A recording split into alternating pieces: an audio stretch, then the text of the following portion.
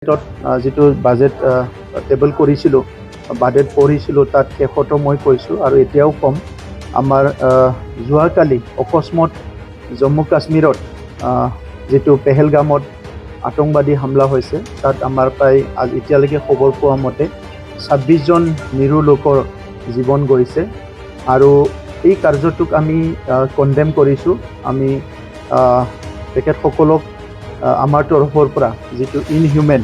অমানৱীয় যিটো হত্যালীলা চলালে ইয়াৰ কাৰণে আমি তেখেতসকলক কণ্ডেম কৰিছোঁ আৰু সকলো জানো যে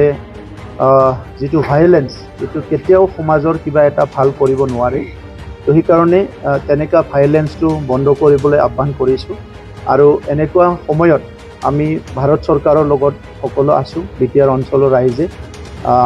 আৰু ভাৰত চৰকাৰে যেনেকৈ সিদ্ধান্ত লয় আতংকবাদীক দমন কৰাৰ নীতিৰে কাম কৰিব তাত আমি সদায় চৰকাৰৰ লগত থিয় হ'ম। কাৰণ ভাৰতৰ চাৰিসীমাৰ ভিতৰত প্ৰত্যেকজন নাগৰিকৰ সুৰক্ষা আমি বিচাৰোঁ। ভাৰতৰ চাৰিসীমাৰ ভিতৰত প্ৰত্যেকজন যি জাতিৰে হওক যি ধৰ্মৰে হওক প্ৰত্যেকজন নাগৰিকৰ সুৰক্ষিত হ'ব লাগে আৰু ভাৰত চৰকাৰে ইয়াৰ কাৰণে কাম কৰি আছে। যোৱাকালি আমি দেখিছোঁ গৃহমন্ত্ৰী অমিত শ্বাহ ডাঙৰীয়া তাৎক্ষণিকভাৱে ৰেছপন্স দিছে, উপস্থিত হৈছে আৰু এনেকুৱা নেতৃত্ব থাকিলে আমি সদায় দেশত সুৰক্ষিত অনুভৱ কৰোঁ। গতিকে আতংকবাদী যিসকলে আৰম্ভ কৰিছে, টেৰৰিজিম যিসকলে আৰম্ভ কৰিছে, এইটো নহয় কি তেখেতসকলে শত্ৰুকহে ক্ষতি কৰিছে, নিজৰ দেশতো বহুত ক্ষতি হৈছে, নিজৰো বহুত ক্ষতি হৈছে আৰু আজিৰ শতিকাত বিশ্বত অৰ্থনৈতিকভাৱে যেনেকুৱা আগুৱাই গৈ আছে,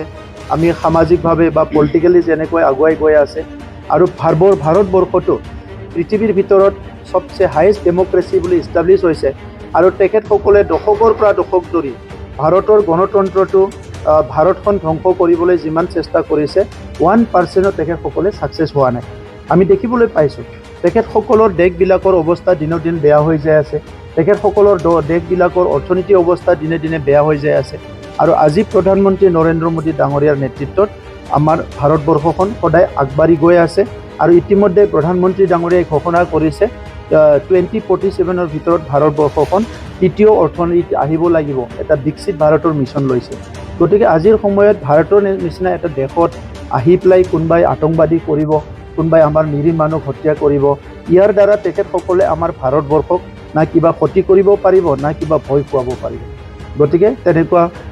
কঠোৰ হাতেৰে দমন কৰিবলৈ ভাৰত চৰকাৰক আমি আহ্বান কৰিছোঁ যাতে অনাগত দিনত তেনেকুৱা আতংকবাদীবিলাকে আহি পেলাই আমাৰ ভাৰতৰ সাধাৰণ নাগৰিকবিলাকক এটাক কৰিব নোৱাৰে, এইটোৰ প্ৰতি আমি আহ্বান জনাইছোঁ।